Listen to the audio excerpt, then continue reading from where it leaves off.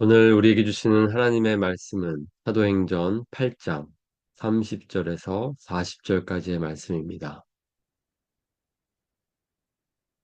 빌립이 달려가서 선지자 이사야의 글 읽는 것을 듣고 말하되 읽는 것을 깨닫느냐 대답하되 지도해 주는 사람이 없으니 어찌 깨달을 수 있느냐 하고 빌립을 청하여 수레에 올라 같이 앉으라 하니라. 읽는 성경 구절은 이것이니 일렀을 그가 도살자에게로 가는 양과 같이 끌려갔고 털 깎는 자 앞에 있는 어린 양이 조용함과 같이 그의 입을 열지 아니하였도다. 그가 굴욕을 당했을 때 공정한 재판도 받지 못하였으니 누가 그의 세대를 말하리요.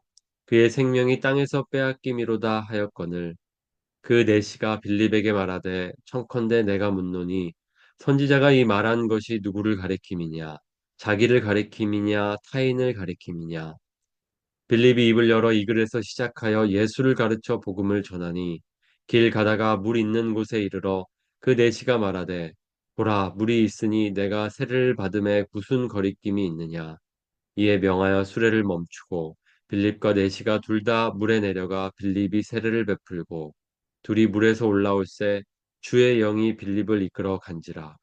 내시는 기쁘게 길을 가므로 그를 다시 보지 못하니라. 빌립은 아소도에 나타나 여러 성을 지나다니며 복음을 전하고 가이사랴에 이르니라. 아멘. 오늘은 성령 강림 후 열째 주 금요일입니다. 빌립이 성령님의 인도하심을 받고 계속해서 선교를 하고 있습니다. 성령님께서는 오늘 에디오피아인 고위 관리인으로서 한 내시를 아, 만나도록 빌립을 이끄십니다. 그리고 오늘 빌립을 통해서 그 에디오피아인이 구원을 받는 것을 봅니다. 빌립이 입을 열어 이 글에서 시작하여 예수를 가르쳐 복음을 전하니 빌립이 복음을 전했을 때에 성경 말씀을 통해 예수를 가르쳤을 때에 그 에디오피아인이 구원을 받습니다. 하나님은 오늘 어떻게 에디오피아인을 구원하셨습니까? 두 가지 방법을 통해서 구원하셨습니다. 이것을 하나님께서 그에게 주신 선물이라고도 말할 수 있겠습니다. 그것은 바로 성경이고 또 두 번째로는 교사였습니다. 먼저 성경입니다. 그는 성경을 읽고 있었습니다. 소리내어 읽고 있었습니다. 그것을 빌립이 듣고 그에게 묻습니다. 읽는 것을 깨닫느냐? 그는 어떤 성경 구절을 읽고 있었습니까? 그것은 바로 이사야서였습니다. 이사야서 53장 7절 말씀입니다.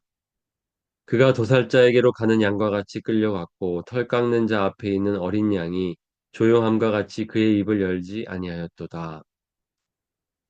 바로 이 말씀을 그가 읽고 있었고 그는 이 말씀이 무슨 뜻인지 깊이 생각하고 있었습니다. 결국 이 말씀이 그를 예수님께로 인도합니다.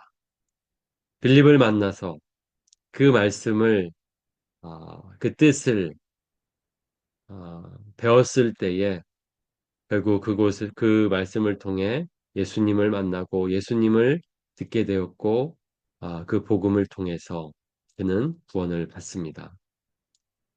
오늘 어떻게 믿지 않는 사람들이 믿을 수 있습니까? 항상 아, 하나님께서는 말씀을 통해서 그들을 구원하십니다. 믿음은 들음에서 나며 들음은 그리스도의 말씀으로 말미암았느니라. 오늘 이 에디오피아인에게는 어떤 특별한 체험이 없었습니다. 오직 성경을 통해서 그는 어, 예수님을 깨닫게 되었고 복음을 통해서 구원을 받았습니다. 하나님께서 믿음을 일으키시는 방법은 바로 오늘도 똑같습니다. 말씀을 통해서입니다. 그래서 그 말씀이 우리에게는 하나님이 우리에게 주신 선물입니다. 두 번째 선물로서 주신 선물로 그를 구원하십니다. 그는 바로 그 성경을 가르치는 교사입니다. 그는 도움이 필요했습니다. 지도해주는 사람이 없으니 어찌 깨달을 수 있느냐. 말씀을 읽었는데 그 말씀의 뜻을 알지 못했습니다. 그래서 혼자 이렇게 고민하고 있을 때에 바로 빌립이 나타났습니다. 왜 성령님께서 빌립을 그에게 인도하셨겠습니까? 바로 빌립이 필요했고 빌립을 통해서 도움을 얻게 하시려고 그를 보내셨습니다. 그는 질문했습니다. 지금 이 이사야 선지자가 말하는 것이 누구를 가리킴이냐? 자기 자신을 가리키는 것이냐? 아니면 누군가 다른 사람을 가리키는 것이냐? 아주 바른 질문이었습니다. 필요한 질문을 던지고 있었고 그 질문에 빌립은 답을 주고 있습니다.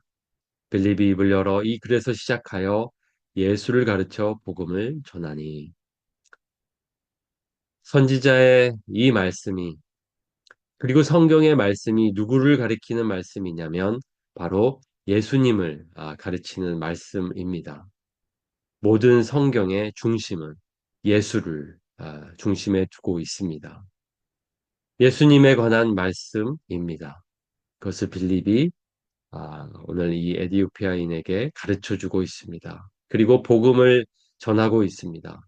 그 예수께서 우리에게 오셨고, 그 예수께서 우리의 죄를 담당하셨다.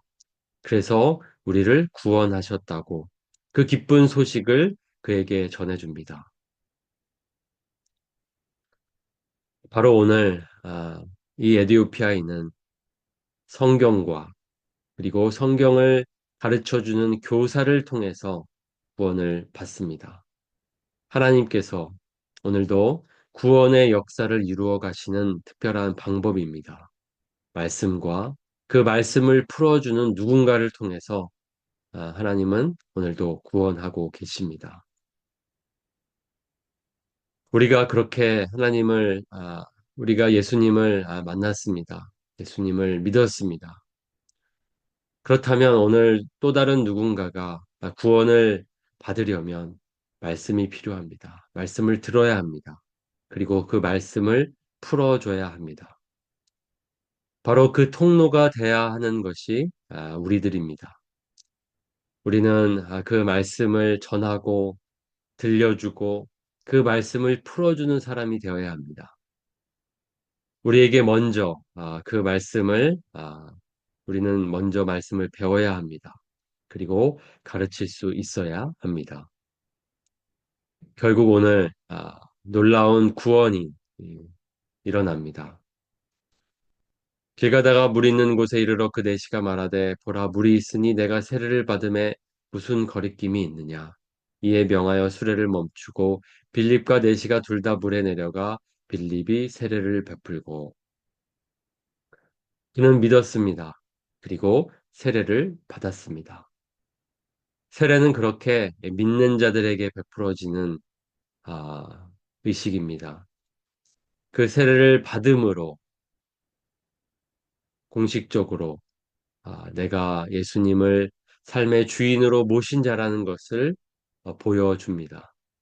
그런 의미에서 세례는 반드시 필요합니다. 베풀어져야 마땅합니다. 믿는데 세례를 받지 않는 것은 옳지 않습니다. 믿는다면 교회를 통하여서 이렇게 세례를 받아야 합니다. 오늘 우리가 에디오피아인의 회심의 이야기를 듣습니다. 그가 어떤 특별한 체험 없이도 복음을 들음으로 믿었다는 것을 기억하면 좋겠습니다. 사도 바울은 어떤 특별한 놀라운 체험이 있었습니다. 그러나 그는 먼저 말씀을 잘 알고 있는 자였습니다. 그 말씀에 체험이 더해져서 그가 회심했습니다. 하지만 모두가 다 그렇게 특별한 체험이 필요로 하는 것은 아닙니다. 오히려 많은 경우 저 여러분 모두는 사실 말씀을 듣고 예수님을 믿었습니다. 꼭 체험이 필요한 것은 아닙니다. 우리에게 필요한 것은 복음입니다. 복음은 구원을 주시는 하나님의 능력입니다. 그렇다면 우리가 의지해야 될 것은, 우리가 붙들어야 할 것은 복음입니다. 우리에게 그 복음을 적용하여 오늘도 생명의 삶을 살아야 하고 또 그 복음을 전하여 다른 이들을 살리는 삶을 사는 것이 오늘 하나님께서 우리에게 원하시는 삶입니다. 자, 여러분 모두가 복음을 붙들고 우리도 살고 남을 살리는 삶을 살면 좋겠습니다. 그렇게 살아갑시다.